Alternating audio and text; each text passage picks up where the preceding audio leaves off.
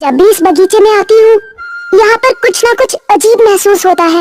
और ये केले का पेड़ इतना मुरझाया हुआ क्यों है? जैसे ही लक्ष्मी ने केले के पेड़ को छुआ, केले का पेड़ चमक उठा।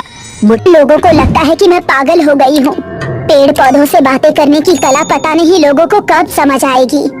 भाग्य लक्ष्मी की बातें सुनकर केले का पेड़ हिलने लगता है। तब भाग्य लक्ष्मी कहती है, तुम्हें भूख लगी है ना? मैं समझ गई, रुको मैं तुम्हारे लिए पानी लेकर आती हूँ। कुछ दिन ऐसे ही बीत गए थे।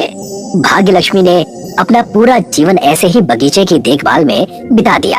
भाग्य लक्ष्मी काकी बहुत सरल और अच्छे स्वभाव की थी, हमेशा अपने पेड़ पौधों के लगाव के कारण जानी जाएंगी। 20 साल बीत गए थे। उसी गांव में गौतम अपनी बेटी लक्ष्मी के साथ रहता था। लक्ष्मी भाग्य लक्ष्मी का पुनर्जन्म थी, लेकिन ये बात किसी को पता नहीं थी। उठ जाओ, आज तुम्हें लड़के वाले देखने आ रहे हैं, जल्दी उठ जाओ।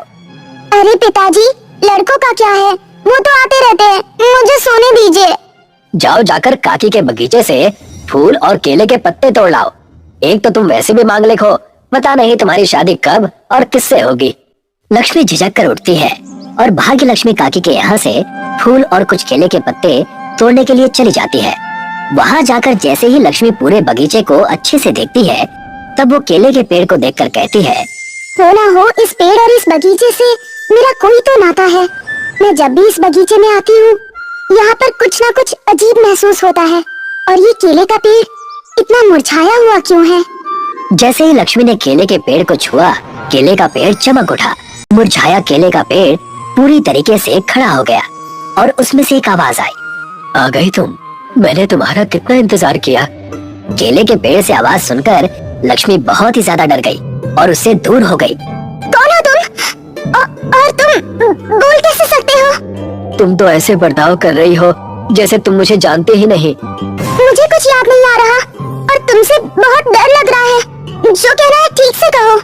तब जाकर केले का पेड़ उसे भाग्य लक्ष्मी और अपनी पूरी व्यथा सुनाता है कि कैसे भाग्य लक्ष्मी ने बगीचे का निर्माण किया और लक्ष्मी का पुनर्जन्म हुआ। लेकिन लक्ष्मी को उस वक्त ज्यादा कुछ याद नहीं आता और मुझसे सिर्फ तुम ही बात कर सकती हो, तुम्हारे अलावा कोई भी देख और सुन नहीं सकता। तुम्हारी बातें सुनकर मुझे तो चक्कर आने लगा है। ये 50वां रिश्ता है जो तुम्हें ठुकरा कर चला गया। पूरे समाज में मेरी नाक कटवा रही हो तुम, पता नहीं चाहती क्या हो। पर मैं यहाँ कैसे आई? मैं तो काकी के बगीचे में थी ना। तुम वहाँ पर थी नहीं, वहाँ पर बेहोश होकर गिरी हुई थी। मैं और 2 मुस्टंडे लड़के तुम्हें घर लेकर आए हैं। कल एक लड़के वाले देखने आ रहे हैं, तैयार रहना।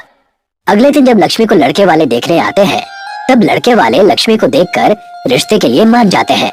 लेकिन लक्ष्मी के मांगलिक होने की वजह से कहते हैं, बेटी लक्ष्मी की पहले केले के पेड़ से शादी करवानी होगी, तभी हम अपने बेटे की शादी लक्ष्मी से करवाएंगे।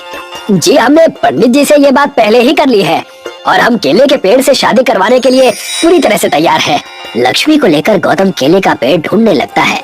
तब लक्ष्मी कहती है, क्यों ना आप मेरी शादी उस काकी के बगीचे में जो केले का पेड़ है उससे करवा दे, तो वो हमारे घर के पास भी है। तुमने बिल्कुल सही बात कही है बेटा, हम ऐसा ही करेंगे। ठीक वैसा ही हुआ। गौतम ने अपनी बेटी की शादी उसी केले के पेड़ से करवा दी। सारा गांव तमाशा देखकर हंसने लगा। अरे हाँ, आज इस केले के पेड़ से शादी की है, कल किसी जानवर से भी करनी पड़ेगी। और नहीं तो क्या, और तो और उसी बगीचे में जहाँ वो काकी कुंवारी चल बसी। लेकिन नहीं, लक्ष्मी की किस्मत उन काकी से अच्छी है। केले के पेड़ से शादी तो हुई कम से कम। लक्ष्मी को दुखी देखकर केले के पेड़ ने एक सुंदर इंसान का रूप धारण कर लिया, जिसे देखकर सारे लोग दंग रह गए। ये सब क्या हो रहा है? मेरी आंखें ये सब देखकर भरोसा नहीं कर रही। लक्ष्मी को दुखी देखकर केले के पेड़ ने एक गांव वालों को पेड़ की एक डाल से बांध दिया। लक्ष्मी अपने दूल्हे को देखकर बहुत खुश हो गई। तुम सबकी इन्हीं करतूतों की वजह से मैंने मेरी प्यारी भाग्य लक्ष्मी को खो दिया और अब मुझसे मेरी लक्ष्मी छीनना चाहते हो। तुम कहना क्या चाहते हो? और हमें इस तरह से बांध कर क्यों रखा है? बेटा लक्ष्मी, उस पेड़ वाले इंसान से दूर रहो, वो तुम्हें हानि भी पहुंचा सकता है। मैं इन्हें कई दिनों से जानती हूँ, आप सब बिल्कुल मत डरिए, ये वैसा बिल्कुल नहीं करेंगे। तुम सबने मेरी भाग्य लक्ष्मी को हानि पहुंचाई है, मैं तुम्हें छोड़ूंगा नहीं। मैं तुम्हें सारी सच्चाई बताता हूँ लक्ष्मी। तब जाकर उस पेड़ यानी लक्ष्मी के दूल्हे ने सारी बातें बताई। ये बात 20 साल पुरानी है, जब भाग्य लक्ष्मी अपने घर पर चोट खाकर गिर गई थी।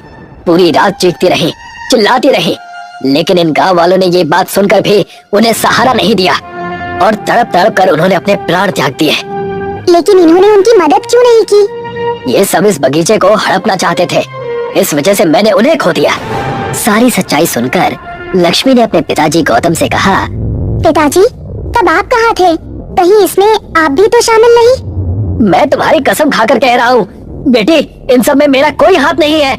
तुम्हारे पिताजी उस वक्त अस्पताल में थे।